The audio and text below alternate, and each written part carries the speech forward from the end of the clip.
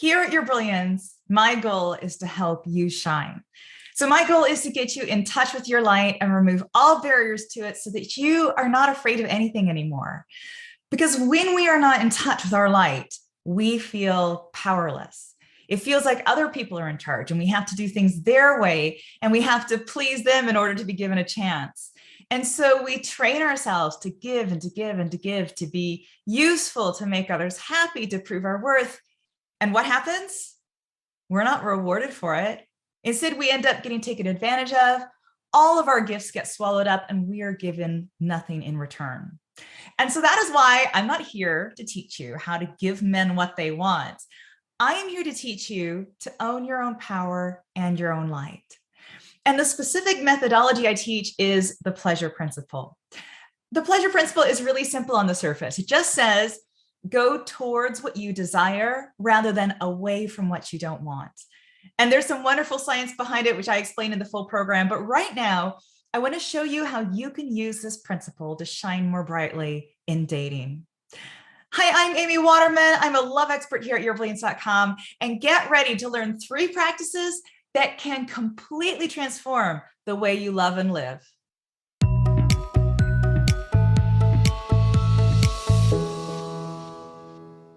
Those of us who are seeking a deep love, whether we're single or in a relationship, struggle with so many things that we just don't want. All right. We don't want to be the last place on his priority list. We don't want to be pushed away emotionally. We don't want to feel lonely when we're right there beside him. We don't want him to act the way he's acting. And so we think that we have to figure out a way to change him. If only he desired us, if only he put us first, if only he treated us well, then all of our issues would go away. But if we took a step back and we looked at our situation through the lens of the pleasure principle, what we might see is that our actions are being driven by what we don't want. We're seeing an outcome that scares us, like him not wanting to be with us, or him dumping us, or him no longer loving us. And we're doing whatever we can to keep that from happening. Now, the pleasure principle suggests that deciding what to do based on what's scaring you and what's causing you pain will always end up backfiring on you. And it asks you to get in touch with the opposite. What pleases you? So what makes you feel good? What makes you feel wonderful, in fact? When are you the happiest? If you had the perfect day, what would that look like? If your guy did everything right, what would that look like? And so do that now. Fantasize until you come across a thought or an image or an idea that makes your whole body relax. And just thinking about it puts this involuntary smile on your face, and your insides seem to go all happy and gooey. That is your pleasure. So that is what we want you to experience in whatever relationship you end up with. This kind of melting sensation inside where you feel safe and accepted and whole and replete. Now I want you to contrast that with how you feel inside when you think about this man in your life right now. Do you feel your insides kind of seize up? Do you feel any of your muscles tensing? Do you feel a knot of anxiety in your gut? Now, those negative feelings really grab your attention, and you are willing to do anything to stop the discomfort. But I'm going to ask you to breathe through it and don't let those feelings hijack you, because they're not a good guide and they're going to lead you in the wrong direction. Instead, I'm going to suggest that you act out of the part of you that feels all warm and gooey and content when you think about your bliss. So what direction does your bliss point you in? That's the green light you're looking for. Okay, so that's the first step. You need to know your pleasure. And of course, in my program, I teach you ways to get in touch with your pleasure more easily, because it's not always as easy as it sounds. But the second thing I'm going to ask you to do is think about this man and think about what it's like being with him, and ask yourself this. When have you experienced that lovely, gooey, safe, happy feeling with him? Was it on some of your first dates? Was it when you were just Netflixing and chilling? Was it when you exchanged I love yous? Or have you never experienced that feeling with him? Now, if you're just seeing each other, you may not have felt yet that bone deep sigh of pleasure, because you still may feel too anxious around him. You're not sure where things are going. You're not sure how he feels about you. I'll address that in just a moment. But first, If you have experienced that sense of deep pleasure with him, what can you do to have that experience again? Can you go out to the same place you went on your first date? Can you take an evening just to chill out and remember that simple pleasure of resting your head on his shoulder? You see, worry and stress kill pleasure. And so that's why we need to actively work on finding those feelings again. But just a reminder, the pleasure I'm talking about is all yours. So this isn't about making sure he's feeling good, but rather finding the pleasure of the relationship for yourself again. Because a woman's pleasure is the ultimate aphrodisiac for men. If your relationship is cooling down, if things are hard, pleasure will lead you back together again. And again, not his pleasure, but your pleasure. Now, if you haven't felt that gooey, melting feeling with this man first, I'm going to ask you a question. And it's the number one most important question anyone can ask themselves in any new relationship. Does this man feel like he could be your safe haven? The concept of a safe haven comes from attachment theory. So when babies and toddlers leave their mother's lap to go out and explore the world, and they encounter something that scares them, they rush back to their mother to be comforted.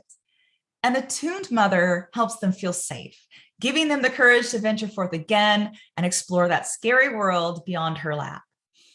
Now, in secure relationships, our romantic partners are our safe havens. So we know that they will be there for us if anything happens, and we can trust them to respond in emotionally appropriate ways. When we are with them, we feel fundamentally safe. They are not going to harm us, well, at least not deliberately, and they're not going to shame us, and they are not going to abandon us when we need them. You cannot have lifelong lasting love without being a safe haven for one another. It's a fundamental requirement. Now, you may be able to stay in the relationship for years, but you won't feel loved because he's not your safe haven. The problem is, a lot of men don't know how to be a safe haven. They couldn't even care less about it. They lack the emotional intelligence to become attuned to their partners.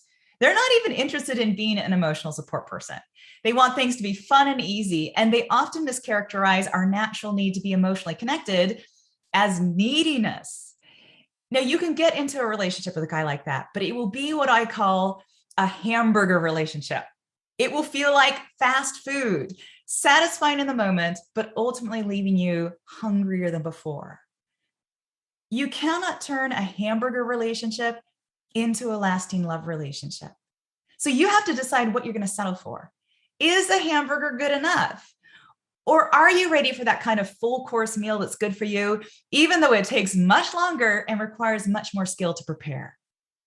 Now, the final step, and it's a step I'm almost hesitant to share with you because it's so powerful and it's so easily misunderstood, is to practice your superpower. Hardly any dating coaches talk about the superpower because it's like telling you that you are packing a weapon that could blast a town to smithereens. There is no way anybody will be able to convince you to play petty games to make men like you once you know you have this power. This superpower has many, many names, but what I'm going to call it here is limits. It's your ability to not give a man what he wants. Now, if you master this, you will see men completely turn around in the way they treat you. Now, the reason I hesitate to tell you about the superpower is that if you practice it without the pleasure principle, you can come across acting like they say in that popular book, Men Love Bitches. So this is not about being a queen. This is not about playing hard to get. This is definitely not about saying no just because he didn't ask you out soon enough. This is about knowing what you want in your life and turning down anything that isn't that. Now, men aren't used to being around women with limits. They are so used to women bending their limits because these women are so desperate to avoid putting him off.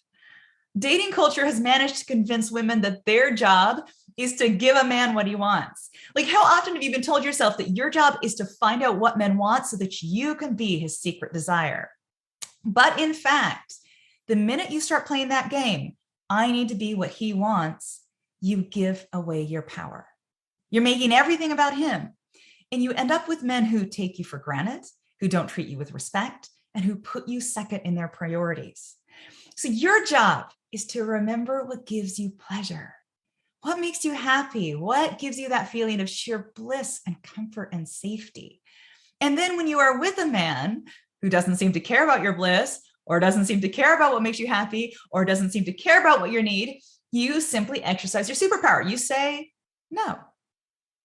So a man might say, I enjoy being with you, but I don't really want a relationship right now because I've got other things going on. And you say, that's great. Thanks for being so clear and upfront.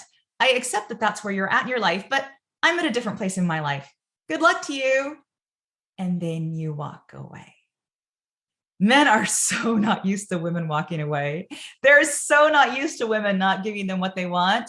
And they are so not used to women who won't bend over backwards for them. And so, yes, you will put off certain men once you start practicing your superpower. You will put off the kind of men who want to be in charge. You will put off the kind of men who don't want to put in any effort. And you'll put off the kind of men who never wanted an equal love relationship with you in the first place. But the good guys, the guys who have what it takes to create a lifetime of love with you, will think, finally, a woman who is in touch with what makes her happy and lets me know so that I can make her happy.